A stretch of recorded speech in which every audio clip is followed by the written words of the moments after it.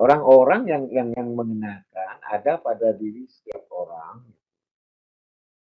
tetapi yang mencap dalam tanda kutip, yang menentukan itu justru pihak luar, ya tanpa disadari oleh yang bersangkutan.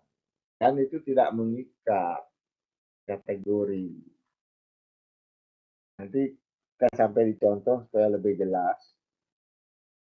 Misalnya kategori berdasarkan jenis kelamin, umur, pendidikan. Ya. Itu. Nah, ini contohnya.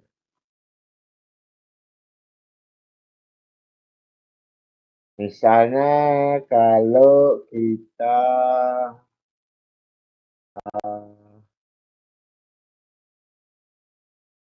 ingin nonton bioskop atau ke kolam renang,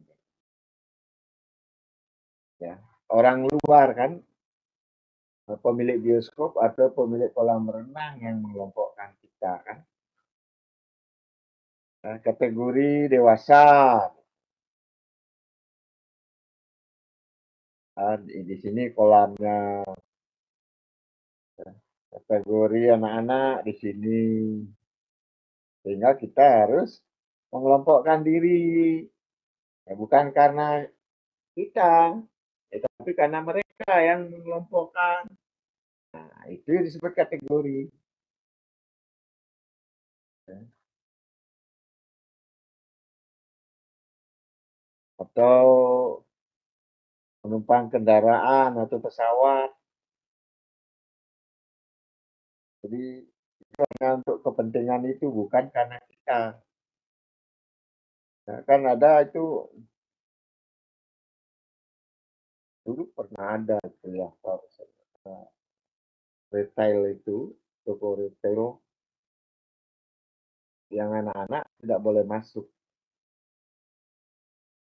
Jadi mereka yang buat aturan seperti itu. Jadi kalau kita bawa anak agak kerepotan. Kalau sampai di situ ketemu pemisahan, itu namanya kategori. Kita dikategorikan, oh ini kategori anak-anak nggak boleh masuk. Itu namanya kategori. Ya. Umur sekian tidak boleh menonton film ini. Banyak orang yang tidak tahu sampai di situ kemudian baru kaget karena kategori itu dibuat oleh orang. Kita sendiri nggak sadar. Nah, itu kategori, dikategorisasi. Tidak mengikat juga, hanya berlaku di situ aja. Ya, selesai nonton bioskop, selesai berenang, nggak ada pengelompokan begitu lagi. Itu namanya kategori sosial. Ada juga golongan sosial, ya.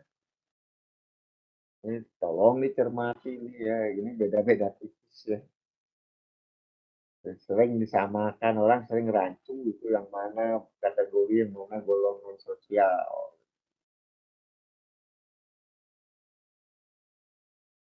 Apa bedanya antara golongan sosial dan kategori sosial? Nah, dalam golongan sosial itu ada ikatan identitas. Identitas sosial tumbuh sebagai akibat adanya pandangan tertentu dari pihak luar. Nah, karena golongan itu memang terikat oleh nilai, norma, dan adat istiadat. Dalam kategori tidak. Jadi ya di dalamnya itu ada nilai, norma, dan adat istiadat tertentu yang berlaku. Nah, ada istilah golongan pemuda, beda dengan kategori pemuda. Sudah bisa membedakan. Memang diberikan oleh pihak luar julukan itu golongan pemuda. Ya. Ciri-cirinya bersifat muda, penuh semangat dan vitalitas, penuh idealisme, kreatif, rela berkorban. Makanya istilahnya muncul misalnya pada zaman pada masa-masa perjuangan dulu, jadi yang disebut golongan pemuda itu adalah orang-orang yang memiliki ciri-ciri itu, bersifat muda, penuh semangat, punya idealisme, kreatif, rela berkorban. Ya. Kemudian juga punya identitas, ikatan, aturan atau norma yang berlaku bagi anggota-anggotanya di golongan pemuda, pemuda pejuang,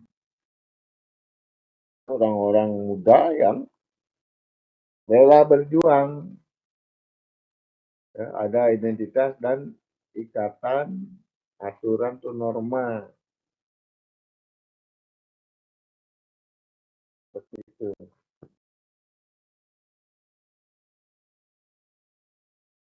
Ini contohnya ya golongan sosial itu golongan PNS, golongan TNI Polri. Jadi tidak pas kalau menyebut kategori PNS. Istilah yang tepatnya golongan PNS. Karena ada aturan-aturan di sana, aturan bersama, norma-norma berlaku ya, bagi bersama anggotanya. Kalau kategori tidak ada seperti itu. Golongan mahasiswa atau pelajar, ya, dan golongan pekerja, golongan pedagang. Ya, ini saya akui ini cukup membingungkan. Perlu secara cermat kapan kita menggunakan kategori, kapan kita gunakan golongan.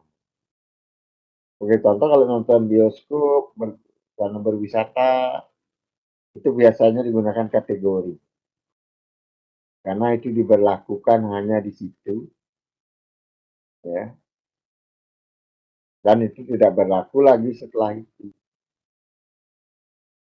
Itu yang paling mudah untuk memahami. Ya, kalau golongan ini dia lebih permanen ya, ya. Golongan PNS, ya, selama hidup apa sekian tahun dia PNS, dia TNI Polri dan seterusnya. Nah, kelompok dan perkumpulan silakan kalian baca sendiri ya. Nanti kita akan lanjutkan lagi. Tolong diingatkan saya bahwa kita sore ini sampai pada materi ini dan pertemuan selanjutnya akan kita bahas satu lagi. Coba pikirkan ya karena ada dua berapa pertemuan yang tidak berlangsung ya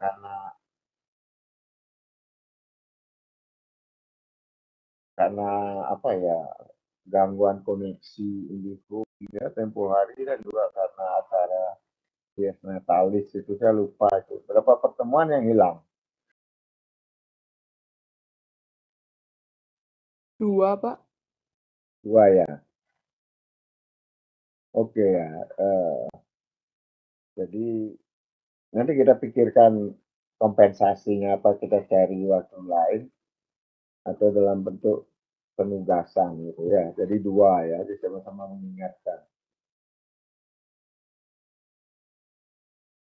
Ya, saya kira sampai di sini dulu ya, ya materinya. Oke, stop share dulu.